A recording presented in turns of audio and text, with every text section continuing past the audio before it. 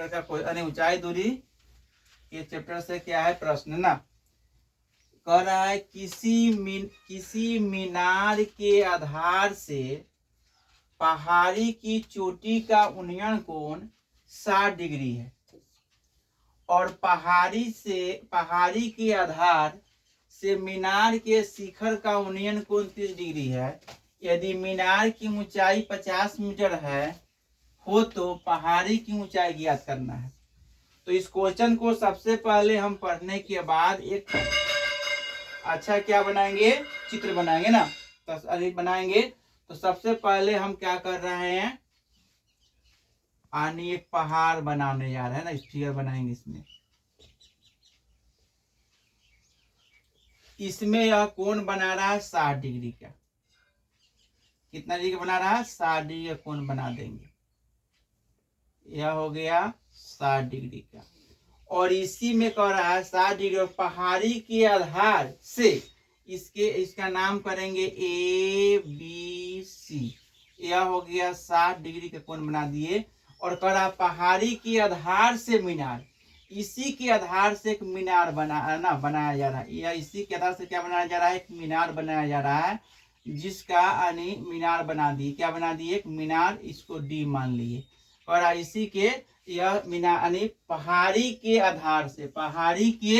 आधार से मीनार के शिखर का उन्नयन कोण, यह जो कोणवा हो गया वह कितना डिग्री का हो गया? 30 डिग्री का। यह जो हो गया, और मीनार जो है कितना मीटर है? 50 मीटर। इसको मान लिए यह क्या हो गया? मीनार कितना हो गया? 50 मीटर हो गया। यह मीनार हो गया। अब हमको निकालना है पहाड़ी। यह जो हो गया पहाड़ी है, H मीटर क्या हो गया? इसको कहते मानते हैं पहाड़ी। पहाड़ी है, इसी की ऊंचाई को ज्ञात करना है। इतना निकालने के लिए सबसे पहले फिगर बना लिए। यह हो गया 60 डिग्री, यह हो गया 30 डिग्री। अब क्या करेंगे? मान लिया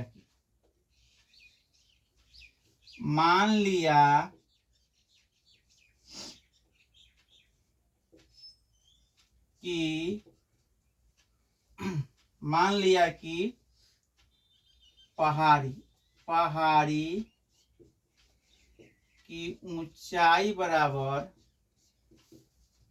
H मीटर। अब क्या H मीटर मान लिया। त्रिभुज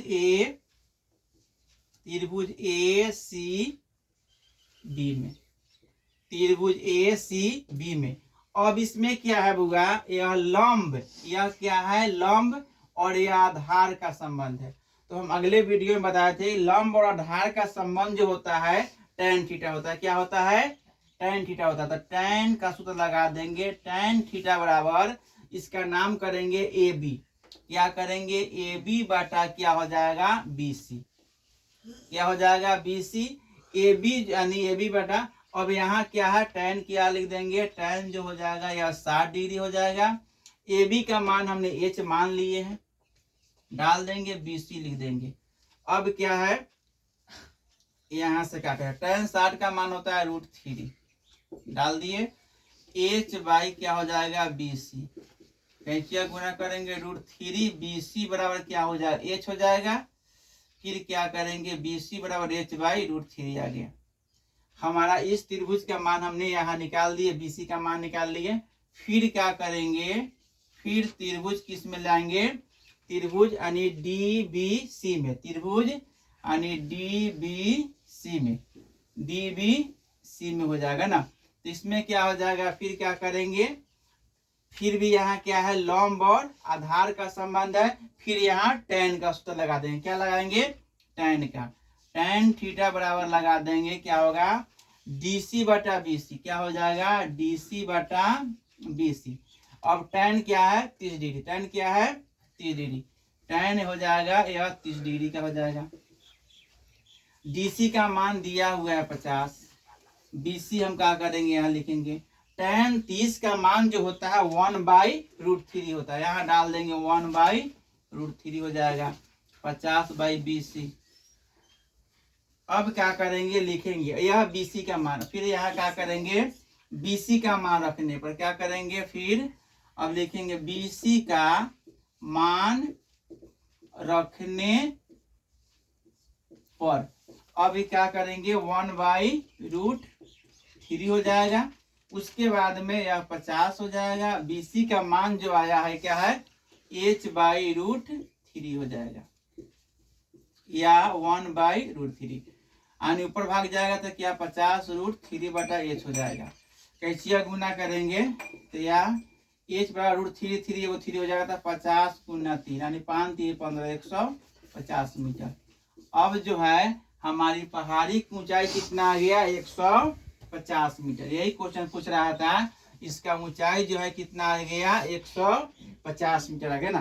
क्वेश्चन क्या किया हम लोग निकाल लिए, इसकी ऊंचाई कितना हो गया 150 मीटर। वो बहु परीक्षा में हो सकता है, यही क्वेश्चन है। इसके टाइप पर क्वेश्चन क्या करता है 2025 में जो बोर्ड में एग्जाम होने वाला है उसमें क्वेश्चन पूछ रहा है। इसी पर हम लोग अपना वीडियो बता रहे हैं विद्यार्थियों को पढ़ने के लिए ना। इसमें यानी नोट में भी ध्यान देंगे, नोट में आज भी ध्यान देगा ना, बताए थे अगले वीडियो में। क्योंकि जब तक हमारा अनिश्चित अच्छा नहीं होगा, सही नहीं होगा, तब तक हमारा हिसाब क्या होगा सही नहीं होगा। यानी जब 30 डिग्री कोण बनता है, याद कीजिए जब 30 डिग्री का कोण बनता है तब क्या होता है फिगर में, इसमें ध्यान देना होगा। क्या होगा इसमें जो 30 डिग्री जब कोण बन गया, इसका नाम ABC और इसको 30 डिग्री, इसमें क्या होगा लंब छोटा होता है। लंब क्या होता है या इसको लंब कहते हैं, क्या होगा छोटा होता है। और आधार जो होता है क्या होता है बड़ा होता है। आधार क्या होता है बड़ा होता है जब यह 30 डिग्री का कोण बनेगा तब। और जब यह 60 डिग्री कोण बनेगा, जब 60 डिग्री का कोण बनता है तब क्या होगा, इसमें क्या है लंब बड़ा हो जाएगा। क्या होगा लंब क्या होगा ABC। 60 डिग्री कोण बना, लंब क्या होगा ये बड़ा हो जाएगा, ये क्या होगा छोटा होगा। आधार क्या होगा छोटा होगा।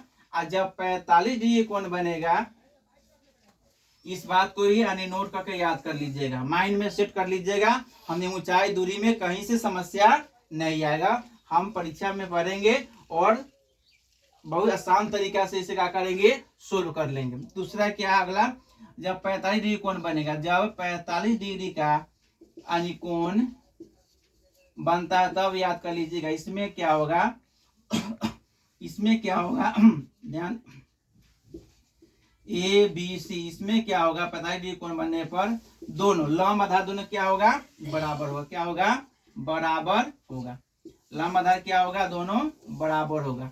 इसमें यह भी ध्यान दीजिएगा, इस फिगर पर ध्यान दीजिएगा ना, क्योंकि इसमें जब लंब यहाँ यह इसको कहते हैं लंब, यह आधार हो गया, तो वहां लंब और आधार का जब संबंध होगा तो वहां सूत्र लगाएंगे tan थीटा। वहां क्या लगाएंगे tan थीटा। और यहाँ tan थीटा का जब P/B न लगा के यहाँ लिखेंगे, इसका नाम जो नामकरण करेंगे, जो हमने नामकरण करेंगे वही नामकरण लिखेंगे। क्या लिखेंगे AB बटा क्या लिखेंगे BC। इस पर ध्यान देंगे। जब अगर वहां पर परीक्षा में अगर हमारा दिया रहेगा यह लंब और यह कर्ण दिया है ना, लंब और कर्ण का संबंध होगा, तो वहां पर लगाएंगे हम परीक्षा में साइन थीटा। वहां पर क्या लगाएंगे साइन थीटा। और यहाँ इसका नाम लेंगे, क्या लेंगे AB बटा क्या लगाएंगे AC। क्या लगाएंगे AC। ऐसा फॉर्मूला का यूज करेंगे। और जब वह परीक्षा में अगर यहाँ पर दिया रहेगा आधार और कर्ण दिया रहेगा, वहां पर परीक्षा में यानी सूत्र जो लगाएंगे वहां लगाएंगे हमने cos थीटा। क्या लगाएंगे cos थीटा। क्या इसका नाम करेंगे BC बटा क्या करेंगे BC बटा AC हो जाएगा। यानी इस प्रकार हमने फॉर्मूला का यूज करेंगे। और उसके बाद में हमें किसी प्रकार के उसके बाद जो कहेगा हमको परीक्षा में ऊंचाई दूरी में याद करना होगा। सबसे अधिक साइन 30 साइन 60, उसके बाद में cos 30 cos 60, यानी अपवाद में 45 का भी होता है, tan 30 tan 60 tan 45 का मान याद करके रखेंगे क्योंकि ना। और उसके बाद में इसको हम ध्यान देते हुए आगे सोल्व करेंगे, हमारा हिसाब क्या होगा सोल्व हो जाएगा। पहले हमने क्वेश्चन को अच्छी तरह से पढ़ेंगे, क्वेश्चन को अच्छी तरह पढ़ेंगे आने वाले समय में ना, क्योंकि हमारे बोर्ड के एग्जाम में अभी 15 मिनट एक्स्ट्रा समय दी जाती है। 3 घंटे यानी एक्स्ट्रा समय क्या दिया जाता है प्रश्न को पढ़ने के लिए पहले अच्छी तरह को प्रश्न को क्या करेंगे, पढ़ के लाइनिंग बाई पढ़ेंगे। उसके बाद में जैसे पढ़ के बता दें, किसी मीनार के आधार से पहाड़ी की चोटी का उन्नयन कोण कितना डिग्री है, 60 डिग्री है। हमने पढ़ा है तो किसी जगह का कि एक पहाड़ बना दिए ना, पहाड़ मान लिए कि यह पहाड़ है ना, हमने मान लिया कि यह क्या है, पहाड़ है। उस पहाड़ को हमने बना लिया और उसका कोण कितना डिग्री का है, 60 डिग्री का हमने अंकित कर दिए। इसका कोण कितना है, 60 डिग्री हमने अंकित कर लिया, हो गया। उसके बाद में यहाँ 60 डिग्री दिखा दिए, पहाड़ की ऊंचाई जो है 1 मीटर मान लिए। उसके बाद पढ़ रहे हैं और पहाड़ी के आधार से मीनार के शिखर का उन्नयन कोण, यानी पहाड़ी के आधार से मीनार का शिखर कोण, तो यहाँ आधार की इसकी मीनार के शिखर कोण यहाँ से मान लिए कितना डिग्री का है, शिखर का उन्नयन कोण 30 डिग्री है। तो यहाँ इस पहाड़ी के आधार यहाँ से शीर्ष से हम क्या किए एक मीनार खींच दिए, इसको मान लिए मीनार 50 मीटर है और यहाँ से क्या किए एक फिगर बना दिए। इसकी यानी कोण कितना डिग्री का है, 30 डिग्री कोण यहाँ पर अंकित कर लिए। मीनार की ऊंचाई कितना मान लिए, यानी 50 मीटर। उसके बाद में हमने यहाँ से मान लिए कि मीनार की पहाड़ी की ऊंचाई 1 मीटर है। हमने त्रिभुज इसमें लिए ACB में और लेके इसका फॉर्मूला लगा दिए और हम मान रखे, सोल्व किए, इतना यहाँ पर निकाल लिए, इतना माना गया। फिर हम इस त्रिभुज में ले लिए DBC में, यहाँ ले लिए DBC, इसको सोल्व किए, इसका मान निकाल लिए, इतना आ गया। अब इसमें क्या किए, पहले BC का मान रखे थे, BC का मान लेके यहाँ BC का मान का कि यहाँ डाल दिए, डाल देने में सोल्व किए। सोल्व करने के बाद क्या हुआ, हमको 150 मीटर आ गया।